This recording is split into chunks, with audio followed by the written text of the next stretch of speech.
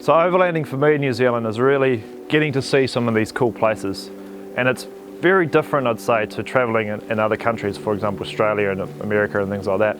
We just don't have those vast distances to cover, but the scenery kind of speaks for itself, doesn't it? So if you're coming to New Zealand, if you're on the North Island, if you want to do a trip to the South Island, go for it. It is so scenic, it's so diverse. Make sure you do your research, check out 4x4 Explorer. There's a lot of four-wheel drive tracks and things like that, a lot of information with contact numbers of station owners, things like that. Check out the link down below and follow that. Check out the dock websites as well. They're quite useful with finding information about if tracks are open, if there's any limitations on the tracks, huts, campsites, all that kind of stuff, costs. That's a really useful website as well. And then the local council websites to make sure you've got the updated information about river flows, that kind of thing. Obviously weather forecasting, generally if it's raining on the west coast, it's not raining on the east coast. There's a bit of a rule, but check the weather as well. Make sure if you're up a big river, if you're driving up rivers and things like that, if it's raining up in the hills, there's potential of flash flooding. So make sure if you're checking the weather, always check the weather forecast upstream of you, up in the mountains as well, because it could not be raining where you are, but you could still have those river levels rising.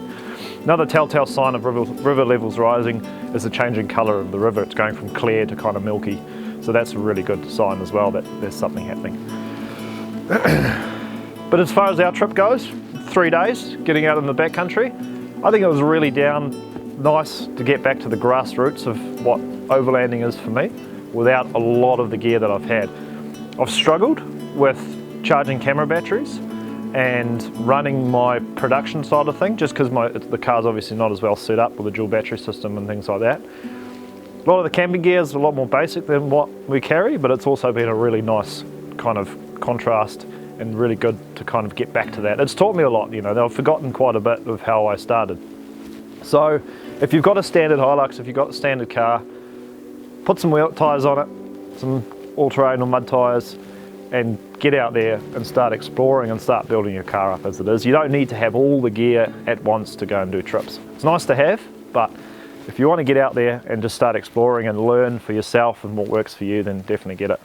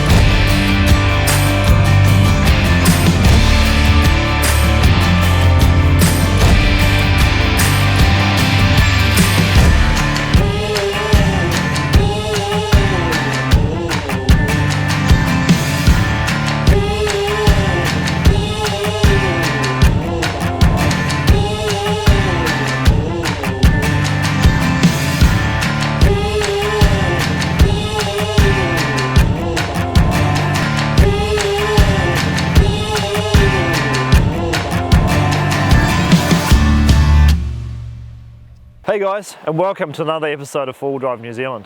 Behind me is the Ashley River, which is a bit of a fly fishing hotspot in New Zealand. I've flown down to Christchurch to meet up with Olly, a good friend of mine. We're taking his Hilux on a 1,000-kilometre round trip leaving from Christchurch, heading right into the heart of the Southern Alps, up the west coast and over to Hamner Springs. The whole trip should take us about 3 days. It's the middle of winter and it's about 3 degrees out. It's about 9:30 in the morning. Kicking off today, we're heading down Lees Valley, which is a nice easy track to start things off. Olly's recently bought the Hilux and just kind of fitted it out a little bit. We want to test out some of the gear we've got with us first before we get into some of the harder tracks. We also want to see how much snow there is around and what the conditions are like for the next few days. Looking forward to taking you guys along. We'll see where this adventure brings us.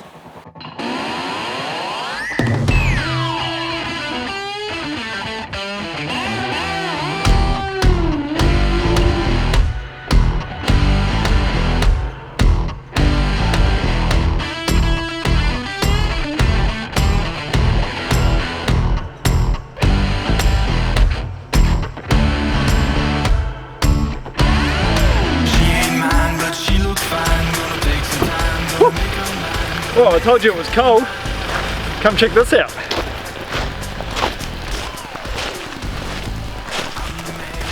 Told you this is going to be a cold trip. Have a look at this. Our puddle's completely frozen. Look at that. Thin sheets of ice. Love it. South Island.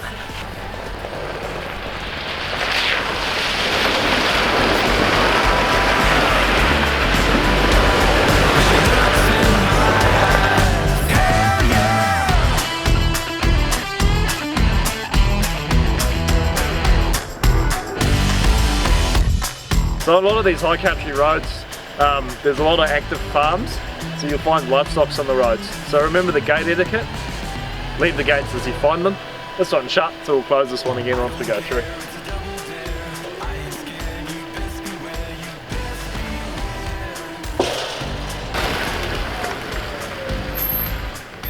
Well, we didn't need to be worried about this at all. This will be fine. So this is the Akuku River behind us, and it's the most major river crossing on the Leeds Valley track, or road. If you look on the Environment Canterbury website, it tells you how many cubics it's flowing at. This is classed as a 3, which for us is no problem at all. It does get up quite a bit higher, so it does pay to check before you head out.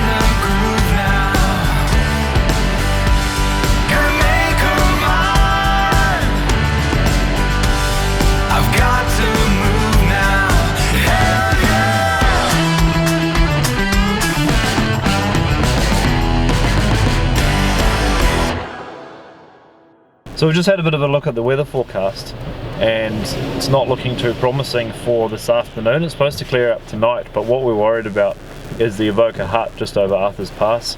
Just before it there's a river called Broken River, and we're not sure if we'll be able to get out again tomorrow. So I've just had a look on Forks for Explorer if there's anything on the west coast that we can maybe go and see, and a hut that we can stay at instead of staying where we've planned. So if you haven't heard of Forks for Explorer, basically it's a website, route planning website, all with tracks of the South Island and growing in the North Island. Quite handy. I've just found Jim's Flat Hut, which is on the west coast, kind of inland, but it looks like it's quite good. It's maintained not by the council, it's actually maintained by a local organisation. It's free to stay at. So I've just downloaded the track to get there, and I'm going to put this on my HEMA, so you can see I've got it on the HEMA app there now, and then I've got it on the HEMA on the dash as well. And good news is it's actually close to Napoleon Hill, which I've been wanting to do for years, so we might even see if we can check out Napoleon Hill tomorrow. Anyways, onwards, hopefully see some snow soon.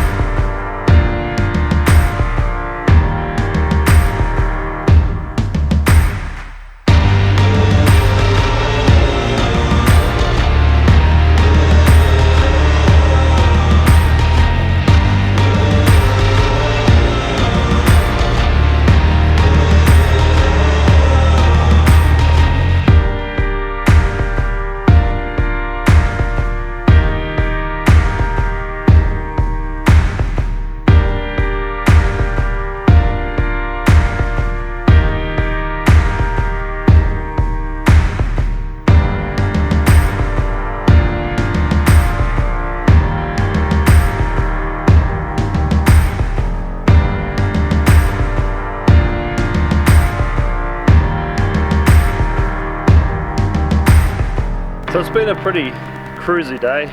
Pretty much everything we've done has been gravel roads, and it's just absolutely spectacular. You know, again, come off Arthur's Pass and back onto a gravel road. But it's been a nice kind of first day warming up, or getting used to the cold in a way. Getting used to the Hilux, getting used to some of the gear we've got. Time for some lunch, and I think it's quite fitting when we make a little bit of soup. But looking forward to getting to the Avoca homestead. We had a quick look at Broken River on the drive up, and it looks like it's not going to be too bad. So Hopefully we'll get through, we'll be able to stay there, and we're about 600 metres. Snow line's about 800 metres, so as you can see around me, behind me, we should wake up to some beautiful snow-covered mountains tomorrow morning.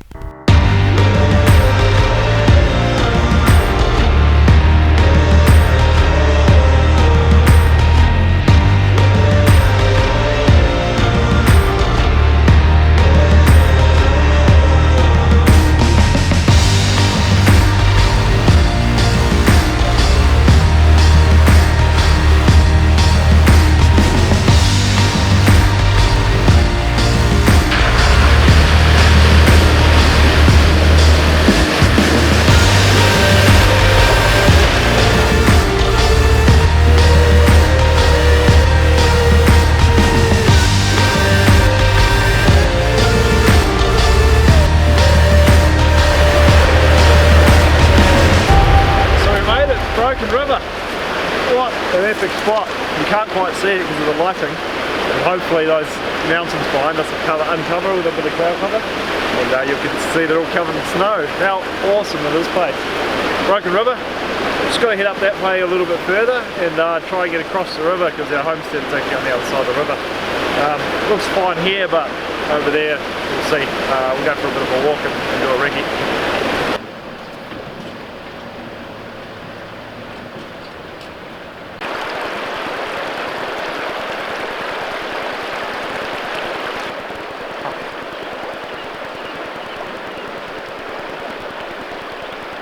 So we've made it this far, but we always knew that this river could potentially be a bit of a showstopper. The rule is, if it's flowing faster than you can walk, you shouldn't really cross it. If we had two vehicles here, we found the section up top, which looks a bit shallow, and I reckon we can get through. But the other thing is, we just had a look over the hut, and the hut looks like it's fully booked, full of people. So that's kind of the thing, you never really know how many people are going to be there. It's always a little bit of a gamble. So we're going to make a decision. We're going to head over the west coast, so carry on through Arthur's. We've got a bit of a drive ahead of us. It's going to be a late one, but that's it. That's overlanding for you. See you tonight. We went to our contingency plan and we drove all the way through well into the night over to the west coast, and now we're at what is it, Billy's Flat Hut? I can't even remember the name now. There's a full moon outside, well, it looks to be a full moon, and we're right here next to a river, and you can look out over the river straight from the hut, so be a good view from the morning. But now we're hungry, so we're going to cook up some food, just lit the fire, and it's been a long day, so just about ready for bed. Alrighty, breakfast, mate.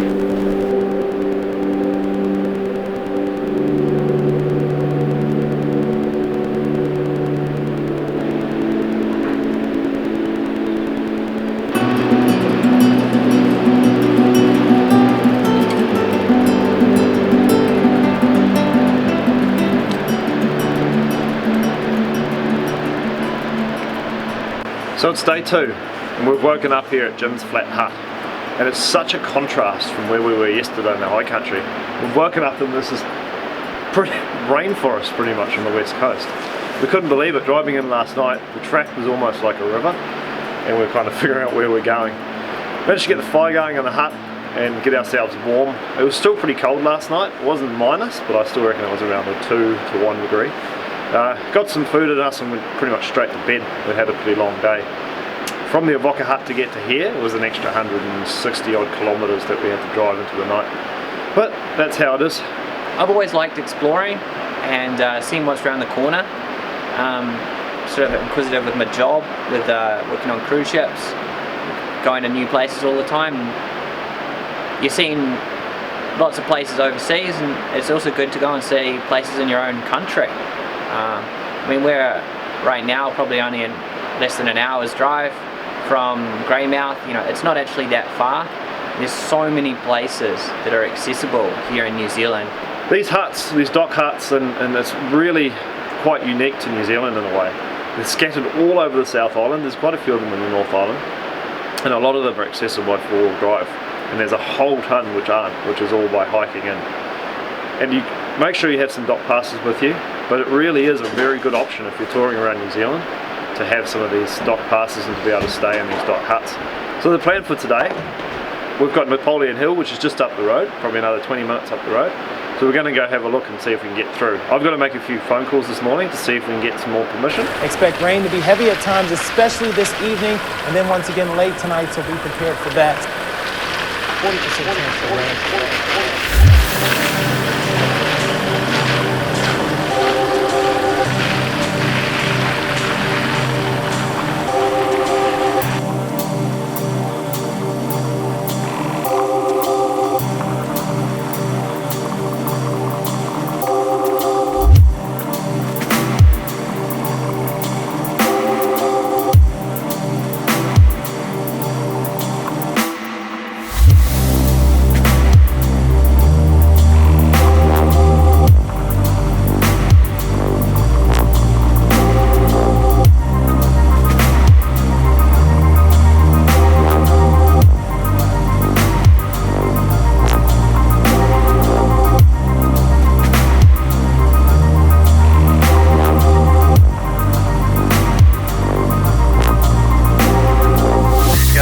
Showers or thunderstorms, and also little disturbances rumbling along this thing will bring us a chance for rain.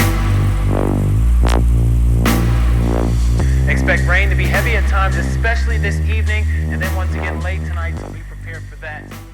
So we've finally managed to get ourselves back into reception, and it's been really handy having the Selfie Go because it's allowed us to pick up that cell phone service a little bit earlier than you normally would and a little bit remoter. So it's, for the trip planning and the route planning side of things, it's been awesome, especially when we're trying to get updated weather forecasts. Turns out tomorrow looks like it's going to be a real write-off. As you can see, there's rain pretty much everywhere up the west coast and quite a bit of snowfall as well. And it's just not conducive to being able to film with the setup that we have out of this car at the moment. So our plan at the moment is we're sitting at the entrance to the Napoleon Hill track. So there you have Napoleon Hill. And our plan is to head up the coast up to Big River Mine. So there we've got Big River Mine, there's Reefton, where we're going to head down Big River. Once we've done Big River, we want to shoot across to Hamner, so that's about 40 minutes. We want to shoot across to Hamner, and then from Hamner going up the Rainbow Road as far as we can up into the snow, just because it's going to be some epic filming and scenery. And then from there we're going to book it all the way back down to Christchurch, so that tomorrow we can pack up the truck and get ourselves sorted. No, absolutely. No, I appreciate that. Well, hopefully we'll speak to you next time I'm down here. Yeah, okay. All right. Have a good day. Well, that settles that. So I just spoke to the station owner of one of the ends of the southern end of the Napoleon Hill track. She says she can see the river, one of the main rivers, from her house, and she says it's up quite a bit. Also, no one's been through there in quite a long time, and she reckons we're going to need a chainsaw and a winch. There's quite a few trees down, so I don't think we're going to be able to make it through, especially not the way we're set up, which is a huge bummer because Napoleon Hill has always been on my bucket list to do.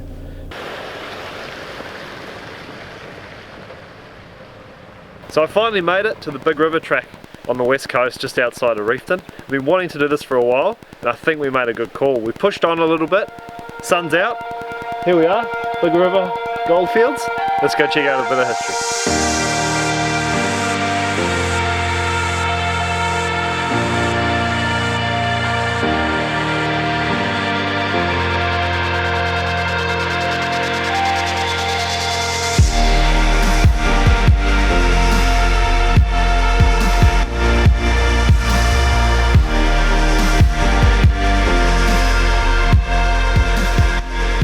Driving in here, we're actually just talking about it. There's all sorts of little offshoots and side tracks and where people have just been playing around and being idiots.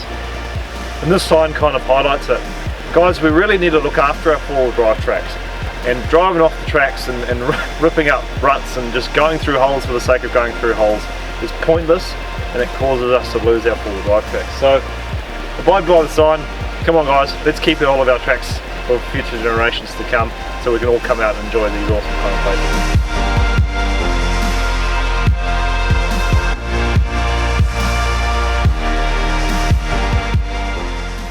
So this is one of the mine shafts around. It's called the A180. It operated from 1801 to 1905. Who's got gold fever? Come, let's go have a look.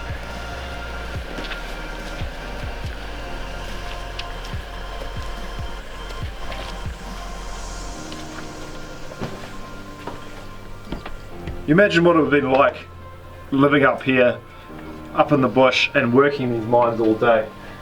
And tunnelling into this rock, you know, it's not dirt. Follow me.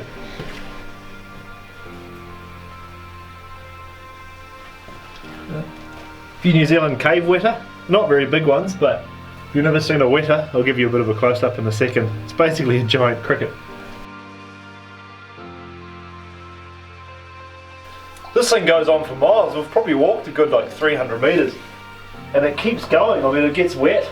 You can imagine there's some railway lines up there. You can imagine the carts that they used to bring out of here. It's pretty impressive. Check out this rock and check out the steps in the rock, you know. This is awesome. I wasn't expecting to be able to do this today.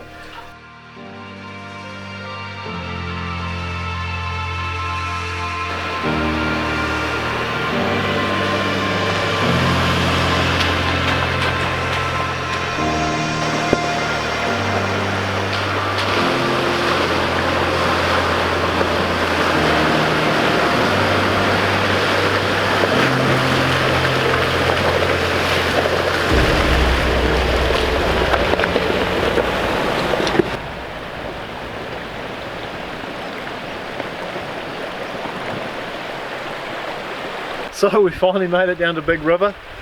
Track was about 25 kilometres and it's pretty slow, I'd say. It's not overly challenging, but it's challenging enough to kind of keep the pace quite slow. That took us about 2 hours to get 25 kilometres. This is Big River Mine. It's probably it is the most intact mine in New Zealand, left as it is, and probably one of the most historical ones in the world, according to some of the information here. Mining started in the gold was found here in 1870 and the mining started in 1882 and it went all the way to 1942. So that gives you a bit of an idea of how many people are out here. Along with the gold mine, there was also a coal mine out here that fueled the whole mining operation, and there was a sawmill out here that kind of supplied itself. We drove past a historic hotel site on the way in, so you can imagine there was a real community out here, and there's all sorts of derelict buildings and big tubs. You can see the stamping battery behind me over there up the hill.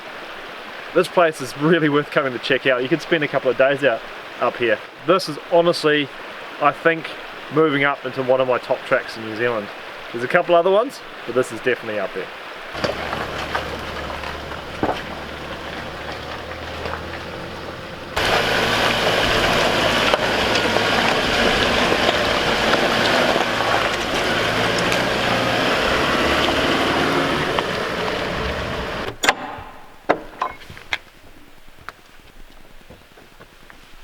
Come and look at this.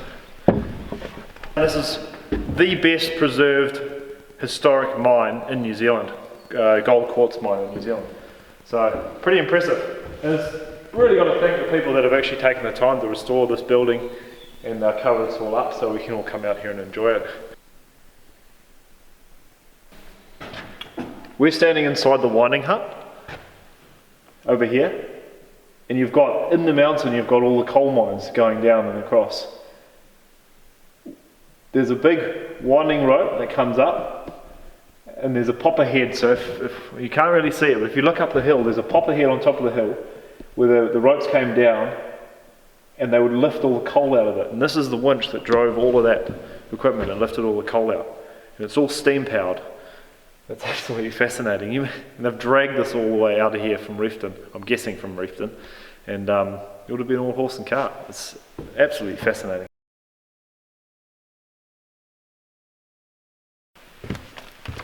Well, Big River Mine is really, I think, should be on everyone's bucket list. It's time for us to kind of push on. We've got to make it all the way to Rainbow Road. We've still got a couple of hours out of here, so we're going to pack it up and hightail it out of here, and we'll see you at the Rainbow.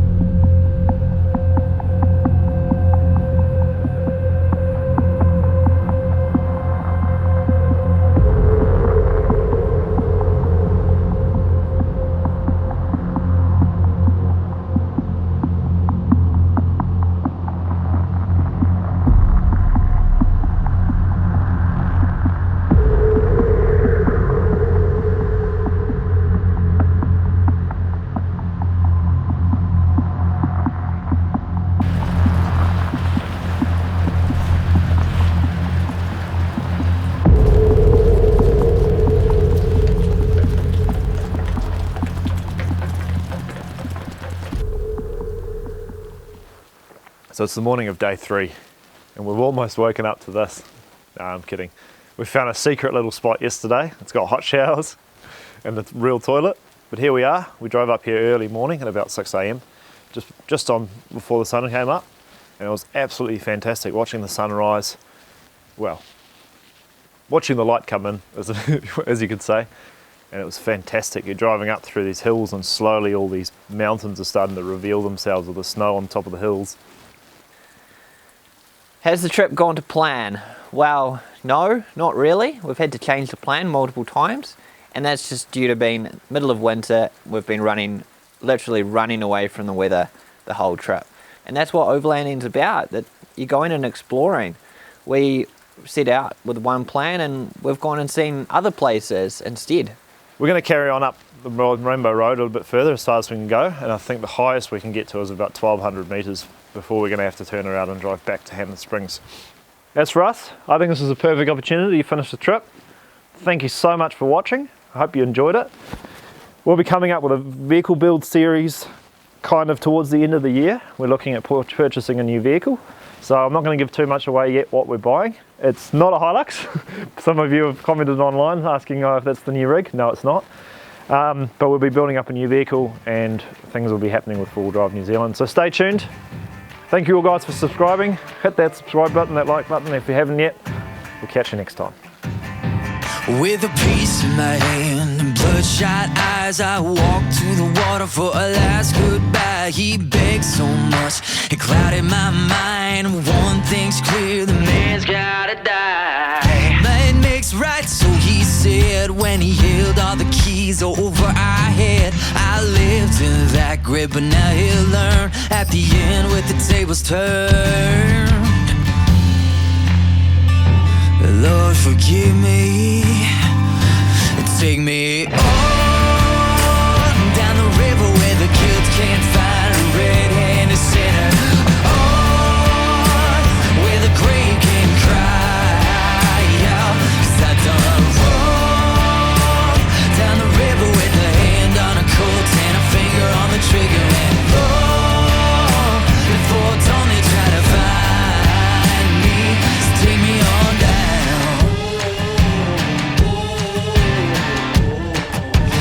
Take me on down.